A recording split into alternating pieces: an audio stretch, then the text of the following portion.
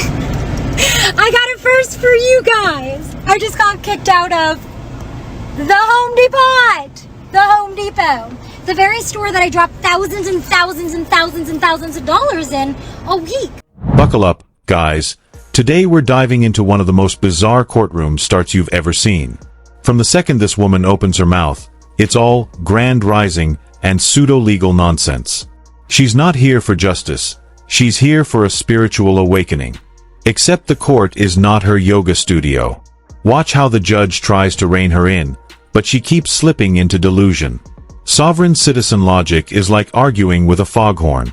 It makes noise, but there's no clarity. This is just the beginning, and already— Long version short, here we go, and I'll show you the video of them, part of the video of them kicking me out, calling me a cunt. Alright, so I came to buy a $1,000 generator this morning. They were out of stock. They called another location. They said, we have it. I said, great, I'll go pick it up after work. Cool, great. Calling on in. They're like, call in when you're 15 minutes away and we'll have it, get it out of the bay with the little machine, and bring it by the door for you. Awesome. Fucking great. Way to go. What a way to take care of a customer who spends thousands of dollars. 10 out of 10. Pre-experience, right? All of a sudden, I have this weird feeling I should probably call about 45 to an hour minutes before, not 15. Alright, guys, you'd think after the first warning, she'd cool it, but nope. She doubles down and starts demanding proof of claim, like she's read one Reddit post too many. The judge, ever so patient, explains basic jurisdiction, but she's not hearing it. She's stuck in a parallel universe where vibes override the law. Her tactic? Repeat gibberish until it sounds legal. But folks, the courtroom doesn't operate on vibes. It runs on actual statutes. And right now, she's digging herself into a deeper legal hole with every word. 45 minutes on hold. Get a hold of the lady. She says I'll transfer you to a manager after talking to her 5 times. I said, great. She fucking hangs up on me. Hangs up on me. Call her again. So this lady hangs up. She's doing the best she could fucking do. She even said, I'm doing the best I could do. Touche. So I call back again. She is like, murmur. Hangs up on me. Again, this bitch. I'm like, yeah, no. Call back again. Gets me to a manager finally. I explain what happened to him again. Right, here we go again. Repeat. Tell him what happens, and he caught a motherfucking attitude with his foreigner accent. He catches an attitude, and he hangs up on me. I'm just trying to drop $1,000 in your store. I don't know what the fucking attitude is, but here we are. So I said, this bitch is going down. So I called corporate on my way in while I'm in traffic. Hey, this is what happened. They said, not appropriate. Go on. In there right now with me on speaker, they're giving you a discount for the way that they just treated you. That is not okay. I said, I agree with you. It's better you're on the phone, because if I go in, I'm going to go in, theoretical shots fired, I don't own a gun, but I'm going to go in real hot and heavy. So I have her on speaker. We have 3 employees trying to locate said manager, right? And she's like, he's giving you a discount. So she tries to conference call him in. While trying to conference call him in, I can't make this shit up. He literally starts walking towards me. She's on speaker. I'm like, answer your phone. She's motherfucking disconnected. So. Okay, now the courtroom's really losing patience. She's arguing that the court has no standing, no contract, no anything, basically trying to void reality with word salad. Meanwhile, the judge is spelling things out like he's teaching Law 101 to a brick wall. You can see the moment he realizes, she's not here to reason, she's here to perform. Sovereign citizens aren't just confused, they're theatrical. But court isn't a stage play. And this scene. It's starting to look like a slow-motion car crash you can't look away from. Literally, don't know where's my backup. So a guy comes up to me and doesn't even fucking blink an eye at me. He goes, you're not getting a discount, you're not shopping here, get out of my store. I said, actually, I drove pretty far all day long. I am going to buy this $1,000 generator, and then I'm going to get out of your store. He tells me no and starts, like, not pushing me, but with his body, escorting me out the door.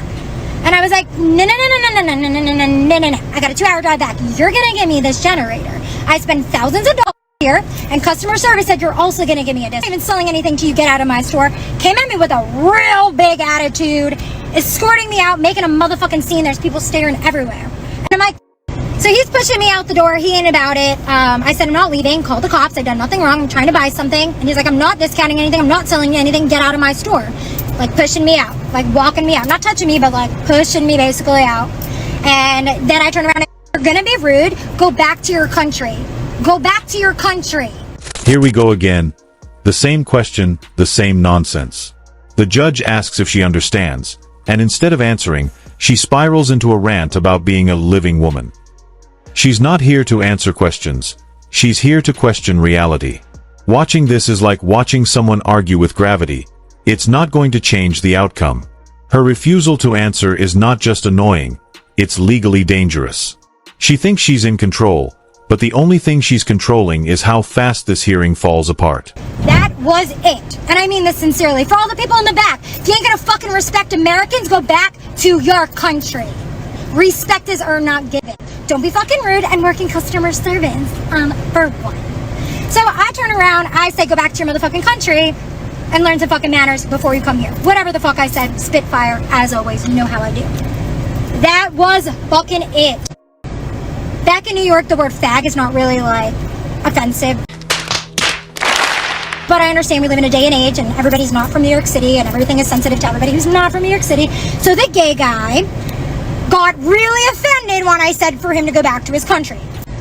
So that was it. I triggered the other guy. Now I have this bigger guy. So now I have two grown-ass men. I'm 5 foot fucking short, 100 pounds.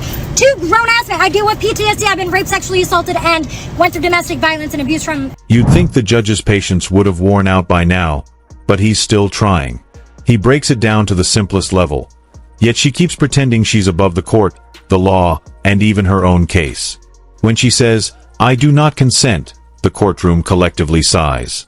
This isn't a subscription service. You don't get to opt out of reality. And here's the kicker. The more she tries to dance around legal terms, the worse she makes it for herself. She thinks she's playing chess, but she's just flipping the board.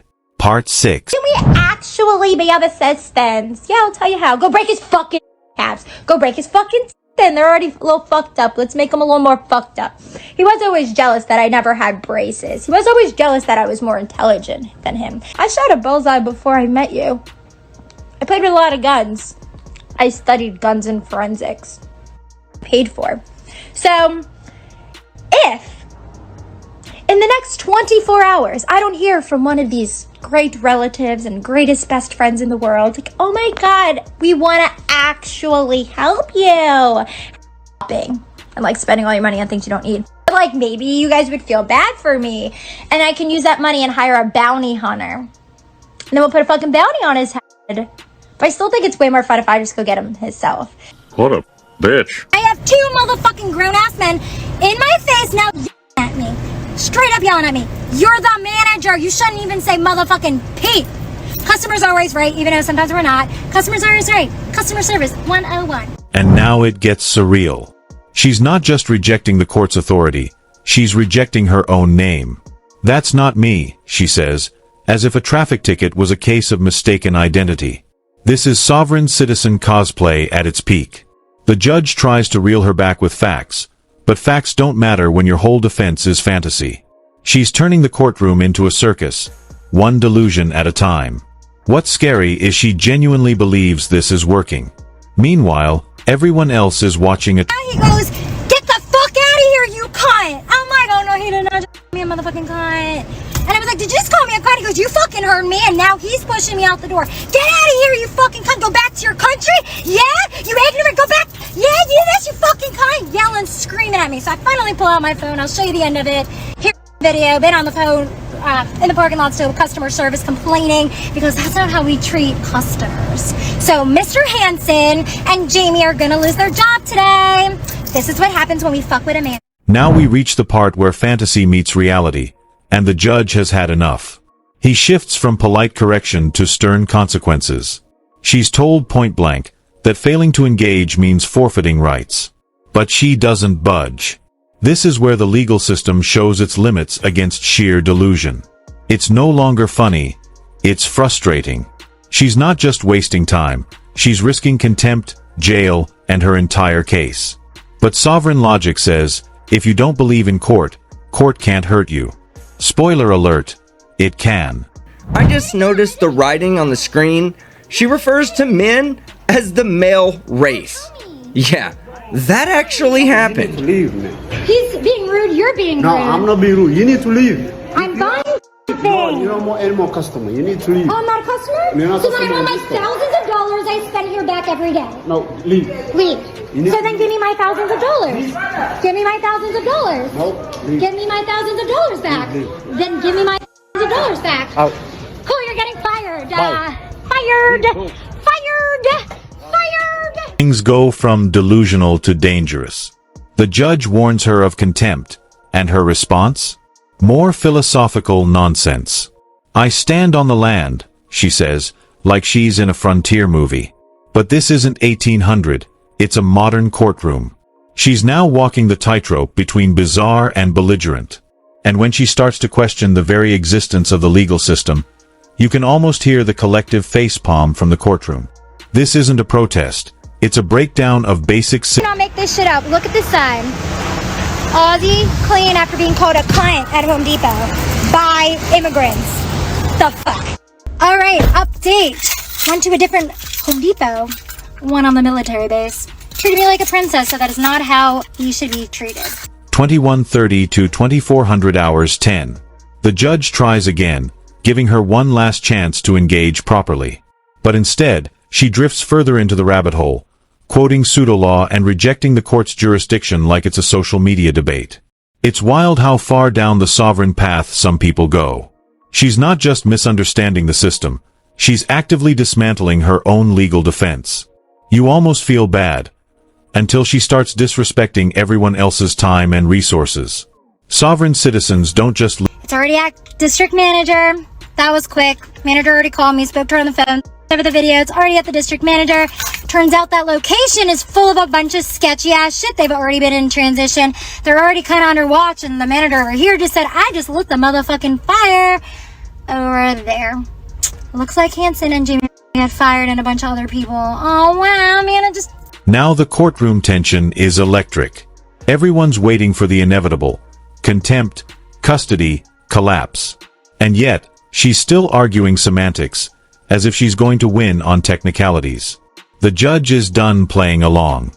He issues a firm directive, and the room freezes. She might still be smirking, but the law is no longer amused. What started as spiritual sovereignty has ended in complete legal isolation. There's no audience left to impress, just consequences coming fast. And all she had to do was answer the judge's basic question.